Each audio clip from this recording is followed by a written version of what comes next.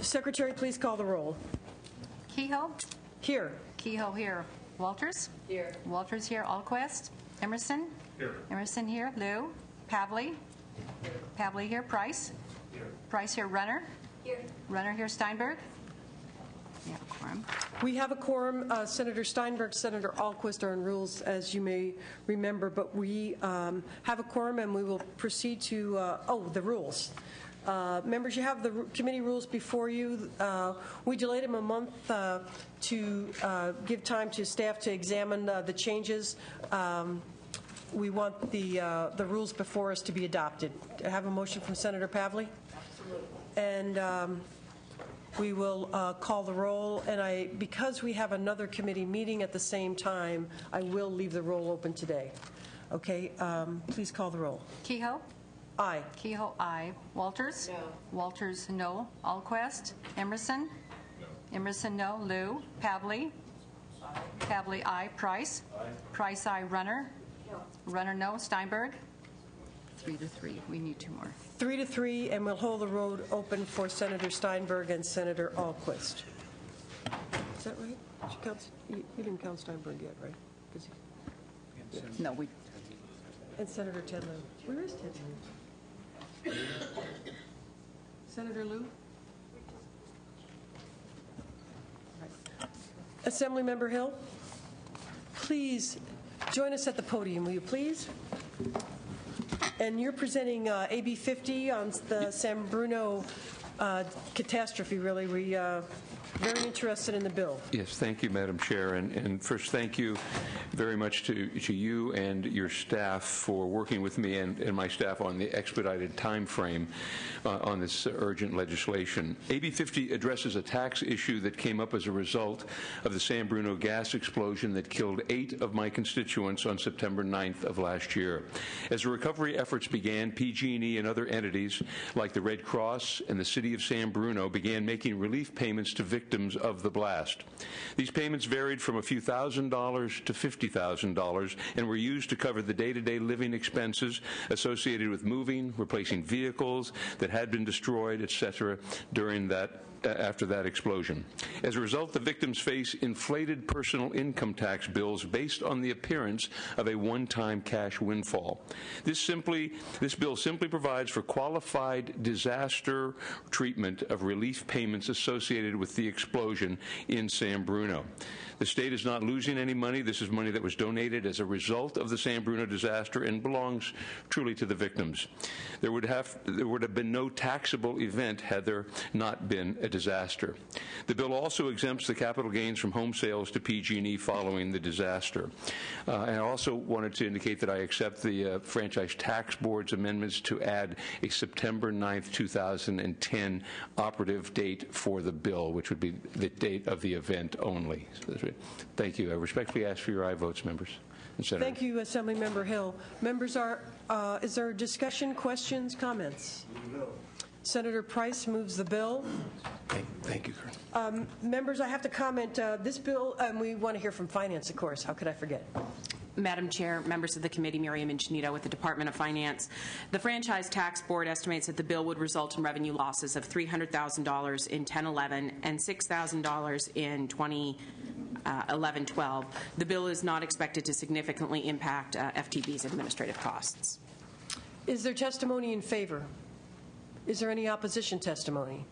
Members, I'll just comment. The committee analysis is accurate and careful. The costs do meet the criteria for the suspense file, but because of the urgent nature of the matter and the fact that these Californians have suffered so terribly already, I want to move the bill to the floor so we can expedite the further actions. Thank you, Senator. So I appreciate Senator Price's motion. Anything else, members? Then we'll call the roll. Kehoe? Aye. Kehoe, aye. Walters? Aye. Walters, aye. Alquist? Emerson? Aye. Emerson, aye. Liu? Aye. Liu, aye. Pavley? Pavley, aye. Price? Price, aye. Runner? Thank you, Runner, aye. Steinberg? And again, we'll hold the roll open, Assembly member, because we have some members tied up in Rules Committee. Thank you, Madam They're Chair. not literally tied up, but they are there. They probably feel like it. Thank right. you, Madam Chair. Thank you, Senators, very much. Much appreciated. Thank you. Good job, Mr. Hill. Mr. Perea, welcome. Is he here? He's not here. Oh, all righty. Well, Charles Wright is going to present for Senator Steinberg. Mr. Wright, are you presenting for Senator Steinberg? Yes, ma'am. Now's the time, then. Members, we're going to go to SB 104 by Senator Steinberg, and Charles Wright from his office will present the bill. Thank you, Madam Chair. Senate Bill 104 is Senator Steinberg's third attempt to give the hardest working individuals in California another option to organize themselves within a union.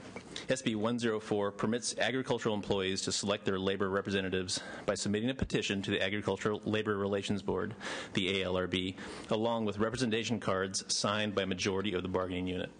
Once the validity of the cards is confirmed by the ALRB, the labor organization would be certified as the exclusive bargaining representative.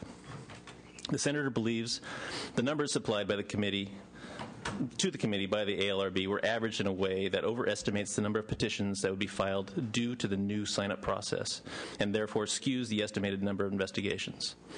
In the last 10 years, there have been a cumulative total of only 77 elections, which is an average of 7.7 elections a year. This is far fewer than the historic average of 40 annual elections. The Senator does agree with the committee analysis where it states this bill should result in a reduction in costs for labor representative elections over current law. I ask for your aye vote. Thank you, Mr. Wright. Is there testimony in favor? Yes, Esperanza Ross on behalf of the United Farm Workers. We are sponsors of the bill. We believe that the current year ALRB budget allocation is more than adequate to meet any new demands generated by this bill. We also agree with Senator Steinberg's view of the numbers, and we ask for your aye vote. Thank you. Next, please. Madam Chair, members, Sarah Flocks from the California Labor Federation. We too strongly support this bill. We believe that this is a very minimum state cost to allow people to make a better lives for themselves, and we would ask for your aye vote. Thank you very much. Thank you very much. Any further testimony in favor? Is there opposition testimony? Opposition can come up, and Finance will take your comments after the opposition. Thank you.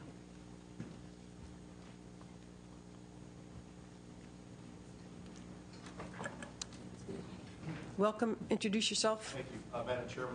And I think that red button has, there we go. Now they've got it. Okay. Thank you. Madam Chairman, Brian Little for the California Farm Bureau Federation. Thank you for the opportunity to speak this afternoon. Aside from the fact that this legislation seems to ignore the fact that most people think that important decisions should have the privilege of privacy and lack of intimidation for people to be able to make important decisions like whether or not to be represented by a labor union, it's hard to imagine that it would be possible for the Ag Labor Relations Board to be able to implement this significant change in the law without expending significant amounts of money to accomplish that, to write the regulations, to manage the challenges to election ballots and to signature cards and other aspects of this bill. Therefore, we would urge a no vote. Thank you. Thank you. Next, please. Crystal Jack on behalf of California Citrus Mutual, California Grape and Tree Fruit League, New State Farmers League, Western Agricultural Processors Association, Alliance of Western Milk Producers, and others. We're also in opposition. I'd just like to echo the remarks made by Mr. Little. Thank you very much. Any other testimony? Any other testimony? Finance, do you have a comment? The Agricultural Labor Relations Board indicated that this bill could result in some level of savings if the majority of sign-up petition election procedures used in lieu of the current secret ballot election. However, we do note that there may be additional workload to investigate and litigate complaints related to the unfair labor practice charges related to the petition election method. Based on historical data, each of these cases requires approximately 150 hours of staff work to resolve. Therefore, an increase of 10 cases would require at least one additional staff counsel at approximately $150,000. Members, any comments? Again, this bill does meet the criteria for suspense, but because, well, for one thing, the legislature has moved this bill several times before, and because over time there are savings, I would like to see it go to the floor. Do I have a motion on that? Senator Price, thank you. Other comments, members? Then we'll call the roll. Kehoe? Aye. Kehoe, aye. Walters, I'm sorry. That's okay. No. No. Alquist? Emerson? No. Emerson, no. Liu? Aye. Liu, aye. Pavley? Pavley, aye. Price? Price, aye. Runner? No. Runner, no. Steinberg? 4-3. It's 4-3. We'll hold the roll open for the Rules Committee members, and we'll close the roll after they come over here. Thank you, Mr. Wright. And now do we have Mr. Perea? Staff. Perea's on the floor.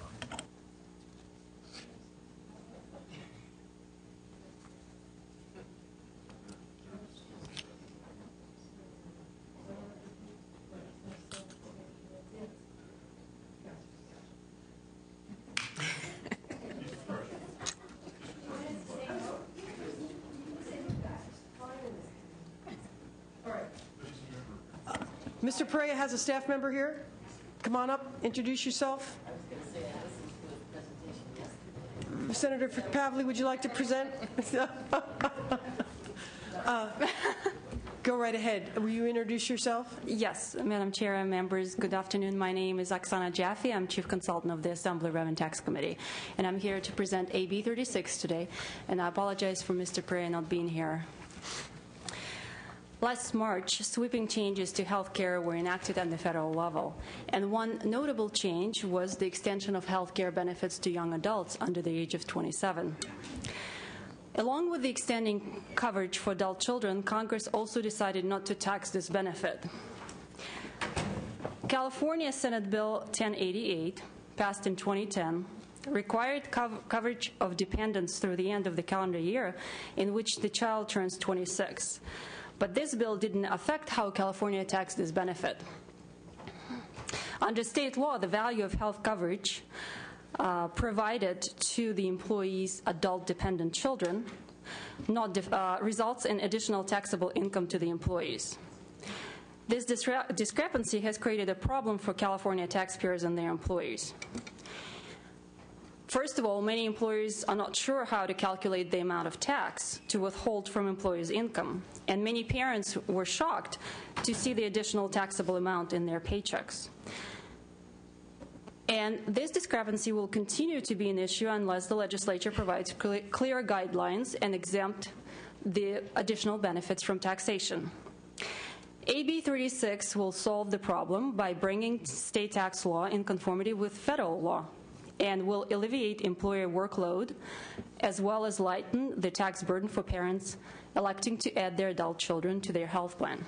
And today, we have many representatives of California Labor Federation and School Employees Association. Very good. Who will testify in support. Thank you. And so this bill will bring state tax law and unemployment insurance into conformity with the new federal laws, healthcare reform. Let's hear the testimony in support. We'll take opposition. We'll hear from finance. Madam Chair, members, Sarah Flocks from the California Labor Federation. We are here in strong support of this bill.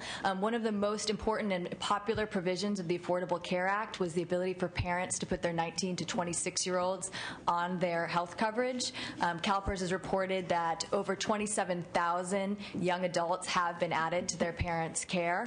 The federal government also clearly meant for this to be a benefit that was tax exempt, since they included it in the Affordable Care Act. AB 36 is a common sense bill that will bring state law into conformity with the federal law. It will also help employers and workers avoid much of the complexities and confusion of trying to value health coverage for adult dependents and 19 to 26-year-olds who aren't dependents. So we would urge a yes vote on this bill today. Thank you. Welcome, Mr. Perea. We'll have you close when we finish with the testimony. Sure. Thank Next, you. please. Madam Chair, members, Dolores Duran-Flores with the California School Employees Association. There is a great deal of confusion out in local workplaces, particularly in school districts, on how to implement this. Insurers are trying to determine what the appropriate value of this benefit is. Employers are trying to determine exactly how much income is reportable, and employees are trying to figure out if they're doing it right. Some employees are being assessed the tax, the others are not, and it really differs from school district to school district. So this will eliminate a lot of that confusion. We ask for your aye vote.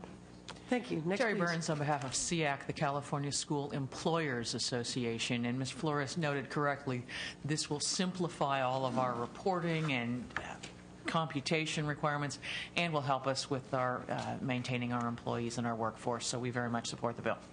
Thank you very much. Any additional testimony in favor? All righty, one more, please. And if there's opposition testimony, you can also come up. Madam Chair, Megan Loper, on behalf of the California Hospital Association and Keenan and Associates, we also are in support of this bill and would urge an aye vote. Thank you. Any other testimony in favor?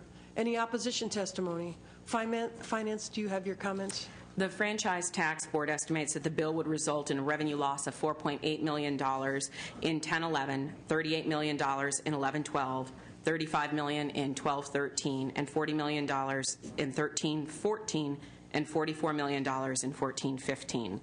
The Department of Finance recognizes that close conformity with federal law has benefit of reducing complexity in both tax preparation and administration. Since the revenue gain from the non-conformity was not included and not built into the governor's budget forecast, the estimated fiscal impact is foregone revenue versus a revenue loss to our forecast, and the Department of Finance is neutral. Thank you. Members, again, this bill does meet the criteria for the suspense file, but we want to be in conformance with the federal reforms, so I would like to see it move out and go to the floor. Senator Price? Yes. I'll call on Senator Price and then Senator Walters. Yeah, Madam Chair, this is an exciting component of the bill here form on page 1088. Sorry that we did not cover this loophole, if you will, and so I'm pleased to support the author in this legislation, and I'd like to move the bill. Thank you, Senator Price. Senator Walters? Just a brief comment. While I think that this is a noble bill, I have a very big problem with the policy of Obamacare. And so for that reason, I'm just going to lay off the bill in committee today, and I just want to make you aware of that. Any other comments, members? Assemblymember Perea, do you have a close? I'll just respectfully ask for your aye vote. Thank you. Thank you. Very well said. Members, we'll call the roll. Kehoe? Aye. Kehoe, aye. Walters? Alquist? Emerson? Emerson, aye. Liu? Liu, aye. Pavley? Pavley, aye. Price? Price, aye. Runner? Steinberg? All righty. That is 5-0. 5-0. We'll keep the roll open. There are 2 members in Rules Committee. They'll come over and add on. This is not going to be taken up today. The floor is adjourned. I'm going to wait here for the Rules Committee members, but we finished the business of the file, so I thank you. You're free to go. Thank you. Don't miss your flight. I'm not going to miss my flight. What time is your Thank you, Senator Emerson.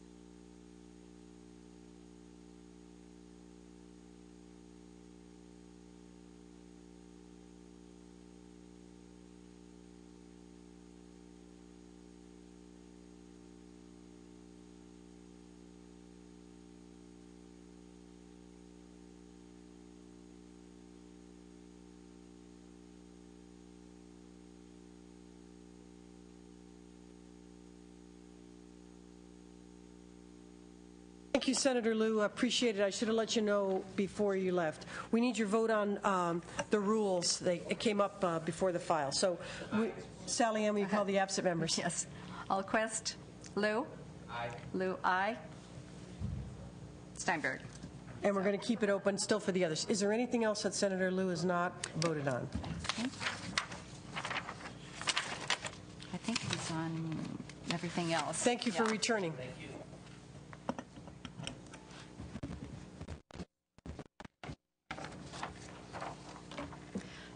Do you think that's what they were looking up, I wonder? And then, so it's really might have been.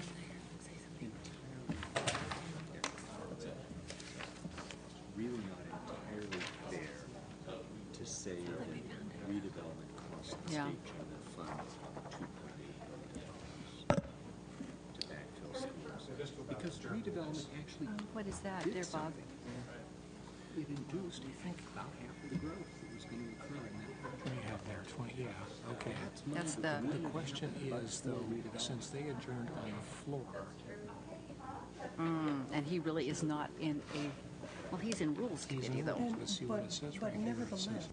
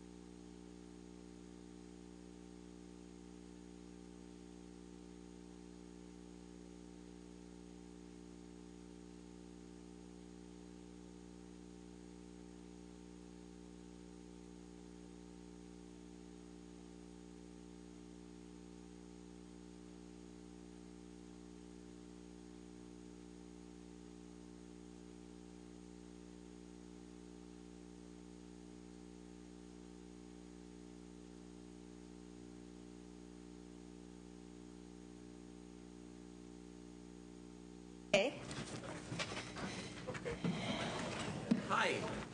Senator Steinberg, welcome. Madam Chair, nice to see you.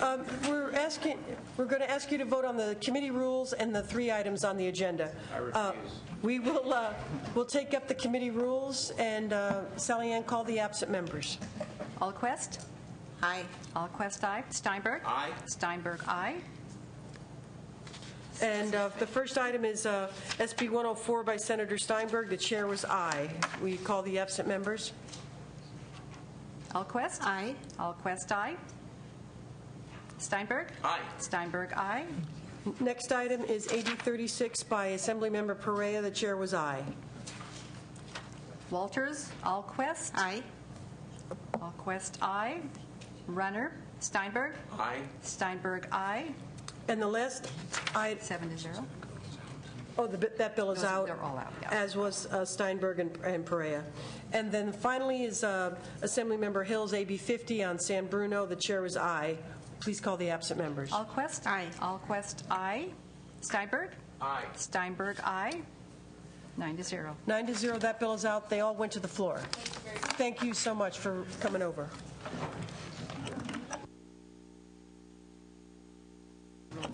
Committee's adjourned.